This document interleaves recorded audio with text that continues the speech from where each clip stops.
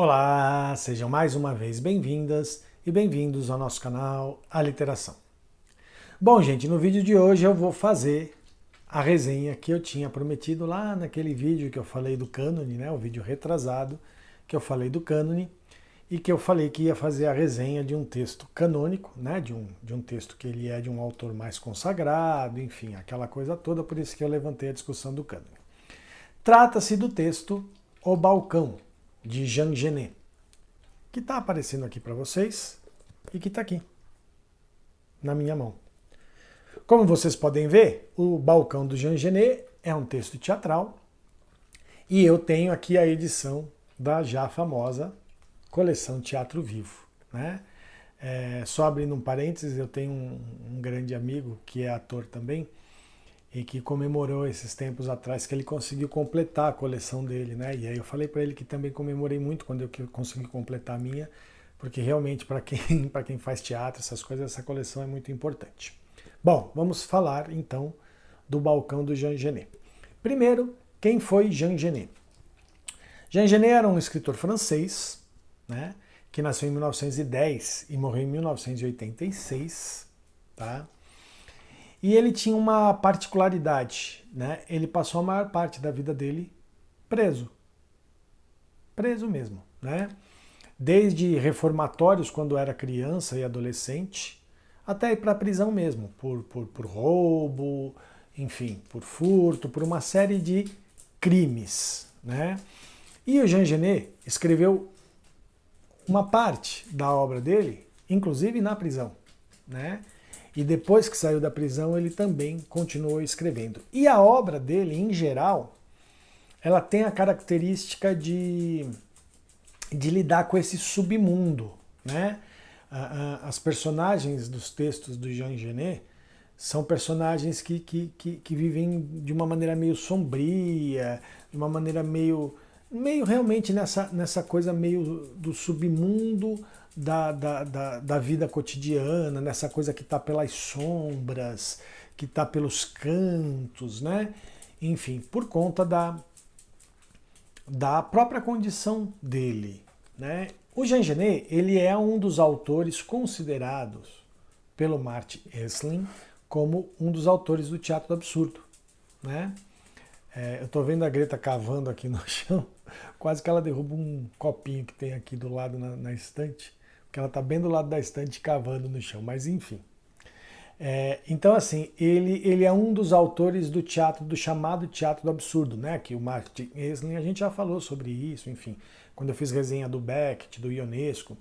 E é muito interessante porque eu escrevi um ensaio, que de novo vou fazer propaganda do meu livro Pequena Loja de Artigos em Geral, onde está esse ensaio, que eu escrevi um ensaio sobre teatro do absurdo, onde eu, na verdade, me contraponho à ideia que o Martin Esslin lança sobre teatro do absurdo, né? Eu meio que acho um absurdo existir uma corrente chamada teatro do absurdo, mas tudo bem, lá no ensaio eu explico por quê. O interessante é que nesse ensaio eu dividiria essa história do absurdo, né, em 3 partes e coloco para cada parte um autor, né? Então o Ionesco seria a mente do chamado teatro do absurdo, o Beckett seria a alma do chamado teatro do absurdo e o Jean Genet seria o corpo do chamado teatro do absurdo. E por que eu coloco o Jean Genet pelo corpo? Justamente por isso. Porque o teatro dele ele é mais visceral, né?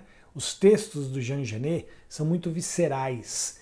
Ele vai muito na coisa, quase numa coisa chamada, no radical da raiz, né? Mas da raiz orgânica dos personagens, das situações, isso em todas as obras dele, tá? Então isso é uma característica da escrita do Jean Genet. Bom, muito bem. E agora o Balcão. Por que eu resolvi fazer a resenha do Balcão, né? O Balcão foi escrito em 1956, tá? E depois de muitos anos, acho que em 67 mais ou menos, ele foi reescrito. Então o Balcão é uma peça de teatro escrita em 1956 e que conta a história. Eu vou fazer uma síntese, tá? Uma síntese muito rápida da narrativa do Balcão. O grande balcão é um bordel, vamos chamar assim, um bordel. Mas ele é visto como uma casa dos sonhos, porque neste lugar, as pessoas que vão lá, os homens que vão lá, na verdade, eles têm a possibilidade de concretizar os seus sonhos mais, sei lá, os seus fetiches, os seus sonhos mais perversos, os seus sonhos mais malucos, né? Então você tem desde um cara que fica rezando por uma imagem de Nossa Senhora e a Nossa Senhora é uma prostituta, enfim, você tem uma série de compartimentos, né, de cômodos nessa casa dos sonhos, né, que servem para realizar essas fantasias, né, esses fetiches dos frequentadores dessa casa que, como eu disse, na verdade é um bordel. A dona dessa casa dos sonhos, a dona do grande balcão, que é o nome do bordel, é Madame Irma, né? Madame Irma, então, é a dona do bordel, né? E ela é a responsável por realizar esses sonhos, né? Então ela é responsável por colocar essas fantasias. Só que ela fica espiando, então na verdade é tudo um jogo de enganação, inclusive com o próprio cliente, vamos dizer assim, né? Porque ela espia tudo, ela controla tudo através de vamos dizer, como se fossem jogos de espelhos, né? Mas a gente poderia dizer como se fosse hoje em dia, vamos dizer que tivesse um circuito interno de câmeras dentro de cada compartimento, de cada cômodo, para que ela pudesse observar tudo, e ela faz isso através de jogo de espelhos e tudo mais. Bom, e aí é o seguinte, na cidade aonde está localizado o grande balcão, está acontecendo uma revolta popular, uma revolução popular. Então você tem... E aí o que acontece? Os líderes dessa revolta popular, só para continuar assim nessa pegada, os líderes dessa revolta popular são um revolucionário, né, um guerrilheiro, vamos dizer assim, chamado Roger, e a Chantal, que é a filha da Madame Irma, né? E eles juntos, então, estão comandando essa revolução. Enfim, aí acontece uma série de coisas, eu não vou dar muito spoiler, né, tal, enfim. Existe uma coisa de uma espécie de canonização da Chantal, santificação da Chantal, enfim. E o Roger, que é o líder da revolução, acaba também indo para dentro do grande balcão, enfim. Mas uma coisa que é muito interessante no balcão é o seguinte: os personagens do texto, então você tem lá alguns personagens que são frequentadores do grande balcão. Então você tem lá o juiz. Então tem lá a cena do juiz que está com a ladra, julgando a ladra, né? Você tem o juiz, o carrasco, a ladra. Só que o juiz não é o juiz. O juiz efetivamente da cidade. É uma pessoa que se passa por juiz. Aí você tem o bispo, que também está lá com a pecadora, que se confessa e tal, mas que também não é o bispo, né? E tem um personagem que é real, que é o chefe de polícia. Mas ele é real num primeiro momento e depois ele frequenta o bordel sendo outro personagem e também aparece no bordel um chefe de polícia fictício. Então é muito interessante esse jogo pelo seguinte: as figuras de poder da cidade aparecem na peça como figuras fictícias dentro do grande balcão, né? E aí o que Jean Genet faz nessa peça é justamente mostrar o seguinte, mostrar uma realidade paralela, né? Então existe nesse grande balcão, o que esse grande balcão faz, na verdade, é a construção de uma realidade paralela. Enquanto lá fora está explodindo uma revolução, dentro do grande balcão tem uma realidade paralela onde as pessoas acreditam no que elas querem acreditar, né? Então a pessoa acredita que é um juiz, e elas acreditam e essas crenças, né, esses fetiches, esses desejos malucos dos frequentadores estão associados a figuras de poder. né? Então esses homens que frequentam o grande balcão, eles têm como desejo se tornar uma figura de poder. Então a gente podia aqui tecer vários comentários, por exemplo, sobre uma crítica ao machismo, né? Como a questão do machismo e da sexualização, por exemplo, da mulher tem muito mais de relação de poder, muitas vezes, do que relação de desejo, né? E aí a gente vê os casos de violência contra a mulher mais famosos, a gente percebe que tem muito mais a ver com uma coisa de poder do que com uma coisa de desejo, de satisfação de desejo, essas coisas, né? Então isso é um caso. Mas o que eu acho mais interessante e o que me levou a escolher o balcão para fazer essa resenha nos dias de hoje, né, apesar de ser uma peça de 1956, é o fato dessa coisa de pessoas que vivem uma realidade paralela. Nós vivemos isso há pouco tempo. Na verdade, ainda estamos vivendo um pouco isso, apesar disso estar diminuindo, pelo menos de publicação, né? Quer dizer, existe menos publicização dessas sandices dessas pessoas, né? Desses patriotas, enfim, essas coisas que vivem essa realidade paralela. Então o texto ele tem muito isso, uma realidade paralela, pessoas que acreditam no que elas querem acreditar, que fecham os olhos para a realidade, né? Para o real, para o que está acontecendo de verdade. E quando esse real invade isso, né, quando esse real aflora de maneira inevitável, né, essas pessoas ficam perdidas de tal forma que a realidade, entre aspas, delas simplesmente se destrói. Né? Eu não vou dizer como é que isso é mostrado no balcão para não dar, como eu disse, para não dar spoiler do texto, porque eu acho que é um texto que vale a pena ser lido.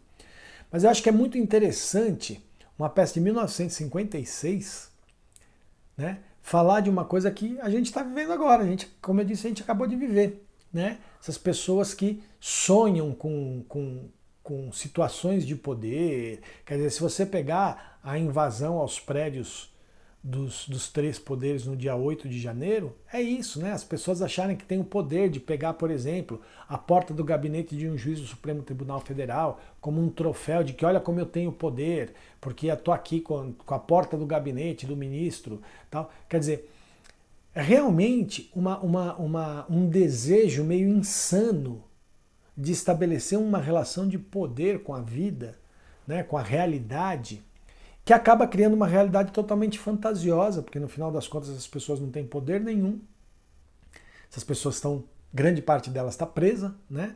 E no balcão acontece não uma coisa parecida de prisão nem nada disso, mas a realidade chega de um jeito que as pessoas ficam totalmente perdidas, as pessoas ficam totalmente desestruturadas porque elas não sabem como viver na realidade, né? No real.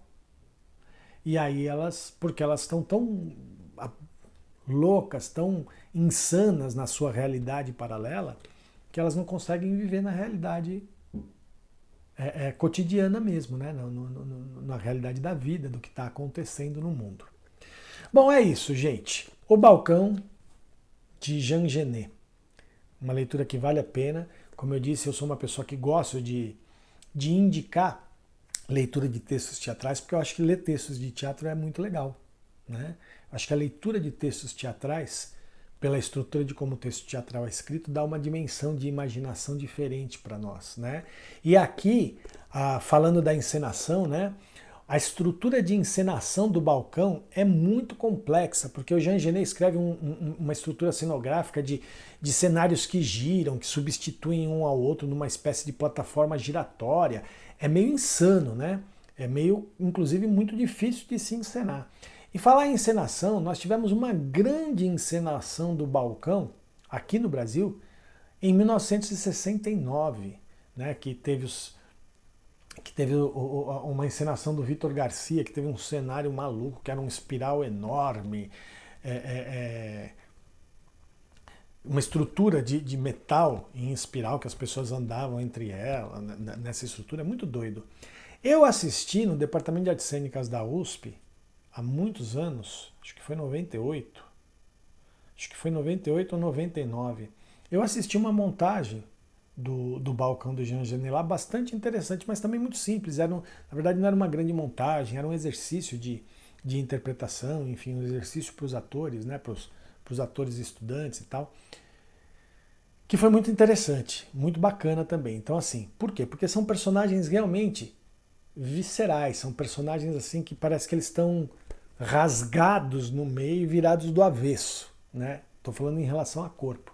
São os personagens. Então você tem Madame Irma, você tem Chantal, você tem Roger, você tem o juiz, você tem o bispo, você tem o chefe de polícia, enfim, você tem esses personagens do balcão que são todos muito viscerais. A violência, a morte, tudo isso faz muito, as perversões, tudo isso faz muita parte do universo, não só do balcão, como de outras obras do Jean Genet.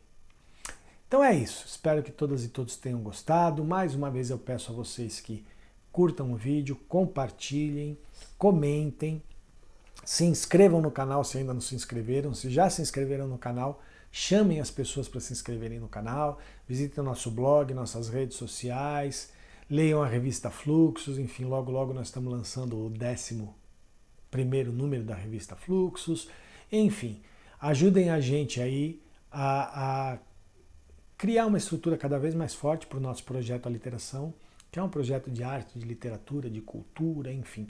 É um projeto que busca refletir e discutir sobre essas questões de maneira um pouco mais séria, uma maneira um pouco mais estruturada e mais argumentada. Tá bom? E quem quiser e puder, colabora com a nossa campanha do Apoia-se, que vai ser uma ajuda também muito grande. Tá bom? O link da campanha está na descrição do vídeo. É isso, gente. Valeu, até o próximo vídeo. Tchau, tchau.